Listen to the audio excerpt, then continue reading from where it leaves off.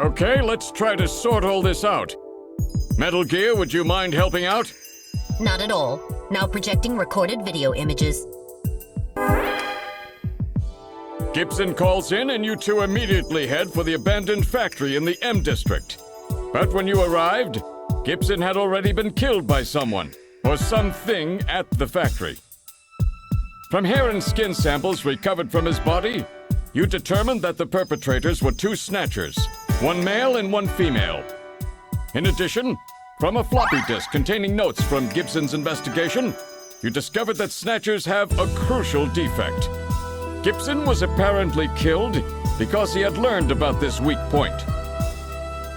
And this weak point is a key difference between them and real humans. Their artificial skin cannot tolerate ultraviolet rays. Long-term exposure causes it to become cancerous, a form of melanoma. This severely limits the places and times that they can operate to midwinter, when daylight hours are their shortest, and of course at night. And it looks as if it will take at least 6 months for them to develop a new skin which overcomes this fault. So their biggest weak point was that they had to keep themselves protected from ultraviolet rays over the past 6 months. Gibson really put his earlier training as a science cop to good use in figuring this one out. And that's why they use plenty of sunscreen, even in the middle of the winter. As a result of this, it becomes clear that there is one thing they must have to continue their survival.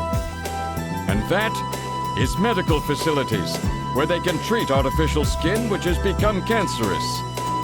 And it appears that Gibson may have located a hospital used for this very purpose. In an effort to determine where Gibson had been investigating, you analyzed his stomach contents, found buffalo meat, and headed to the only place in the city that serves it, Outer Heaven. Isabella Velvet, a dancer at this place, gives you a description, which allows you to put together a montage of the man Gibson was trying to track down. You then ran this montage through the city's data bank, using Jordan. And that gave you two suspects, Ivan Rodriguez and Freddie Nielsen. But from the condition of Ivan's skin, you determined that there was no possibility he could be a snatcher. There was no evidence at all of melanoma. But as he was in possession of liquid sky, you turned him over to narcotics. Following that, a search of Freddie Nielsen's home turned up large quantities of sunscreen. Nielsen's wife, Lisa Nielsen, turns out to be a snatcher, and you dispose of her. And you confirm that the skin cells found under Gibson's nails were from Lisa. Freddie Nielsen also turns out to be a snatcher, and you dispose of him as well.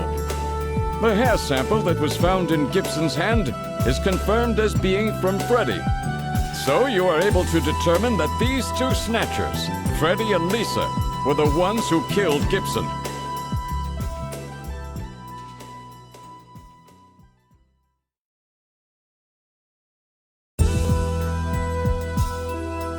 But then we have a problem. The bounty hunter who saved you, Seed, Random Hajil. An investigation uncovers that the information he provided when he filled out his bounty hunter registration was completely false. So who is this guy? Friend or foe? What about the bank account he was having his bounty deposited into? It was a common account used for paying bounty, and the funds were retransferred from there. We couldn't learn anything from it. Thank you, Metal. And now for the real fun. The hospital that Gibson had tracked down. If we can hit that, we may be able to shut down this snatch operation of theirs. Or if we can find some kind of patient records there, we may be able to find them quite easily. So, Little John's memory might provide us with an important lead. That's right. If we're lucky, there may be something left that we can work with. Navigators record everything their junkers do, just in case. Just in case, huh? Well, this looks like one of those cases. Harry should have recovered it by now. Go see how he's doing. Seed, I'm counting on you to find this hospital.